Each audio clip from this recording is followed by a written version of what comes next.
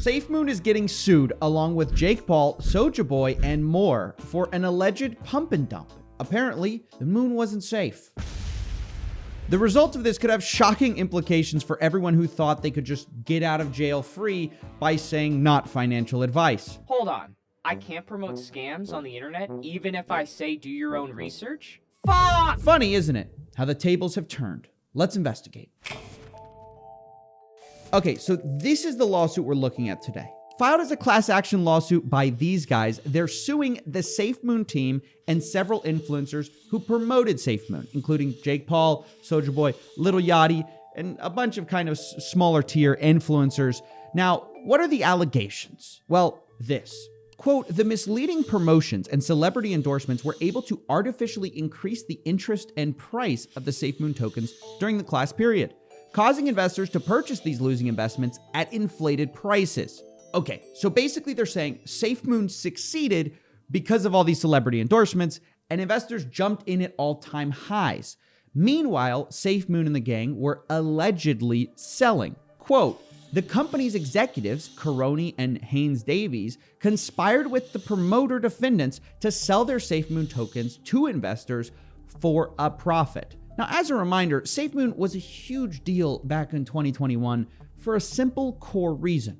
Basically, Safemoon was safe. That's what we were all told. How? Well, because of the liquidity pool, which is a pool of funds supporting the price of the project, it was supposed to be locked up, untouchable for 4 years on PancakeSwap. Hence, we're gonna go safely to the moon. The team wasn't supposed to be able to touch those funds. They weren't supposed to be able to rug us. But like Jeffrey Epstein, the Safemoon team touched things a little too early and got insanely rich by doing it, and got away with it for far too long. See, the truth is, contrary to what had been pitched to us, the project owners had access to these tokens, the liquidity pool, this entire time, and could sell them at any time, and did sell them, or at least that's what the lawsuit alleges. Now, of course, who benefited from this? Not the investors, but instead, Safemoon and the influencers who promoted it. Now, one thing that might be challenging for this lawsuit is the fact that I'm sure a lot of these influencers have no idea what a liquidity pool even is. I don't think they knew what they were promoting. I don't think they cared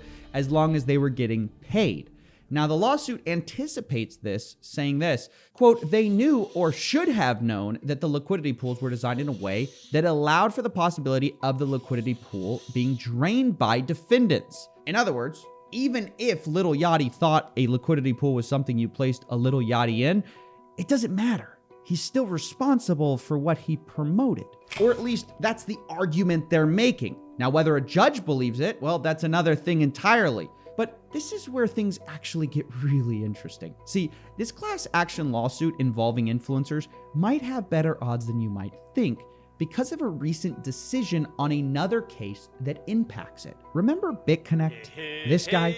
There's a very similar story going on there. Huge crypto project. There were a lot of influencers who promoted it. Everything fell apart. And then afterwards, there's a class action lawsuit. But in that case, it got thrown out because it was argued that influencers could not be held responsible for what they said. Why? Because they didn't actively solicit investments. The argument is basically that they put it out on social media generally, but didn't directly solicit from their followers. According to the case, quote, the Securities Act covers sales pitches to particular people, not communications directed to the public. So it seemed like investors might be immune from cases like this. But recently, that dismissal got reversed, and a new ruling came out that said this. Quote, solicitation has long occurred through mass communications, and online videos are merely a new way of doing an old thing. In other words, these BitConnect promoters can absolutely be sued, and so can other influencers with this precedent. It's not a defense to say, oh, I didn't DM people, I just posted it to my millions of fans. That can still be considered solicitation. And this is why this lawsuit could be huge, especially if they get the damages they're asking for. Notably, the difference between what investors bought and sold Safemoon for. This could be tens of millions of dollars in damages that the Team 10 house has to pay for. Now, of course, I wanted to say, I also thought this lawsuit missed a few things as well, specifically that two of the founders, Thomas Smith and Kyle Nagley, aren't mentioned, which is a strange omission.